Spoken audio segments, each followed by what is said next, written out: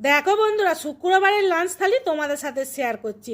তো এখানে আছে গরম গরম এক বাটি ভাত, তার সাথে আছে এক টুকরো গন্ধরাজ লেবু।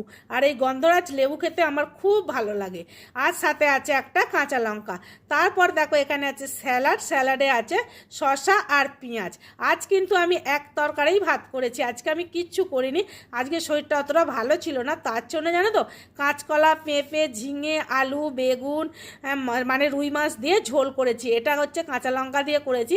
আর এই ঝোল খেতে কিন্তু আমার খুবই ভালো লাগে, সাথে গন্ধরাজ লেবু হলে যে কি ভালো লাগে কি বলবো। আর সাথে নিয়েছি টক দই, টক দইটা বেশিটা নিইনি, অল্পই একটু নিয়েছি। এটা আমি খাবো, এতটাই খাবো তাই এতটাই নিয়েছি। তো যাই হোক, এটাই ছিল আমার লাঞ্চ মেনু। আমার লাঞ্চ মেনু তোমাদের কেমন লাগলো অবশ্যই কমেন্টে জানিও। আর তোমাদের বাড়িতে আজকে কি কি রান্না হয়েছে সেটাও জানিও। তো চলো আজকের মতো টাটা, সবাই ভালো থেকো, সুস্থ থেকো।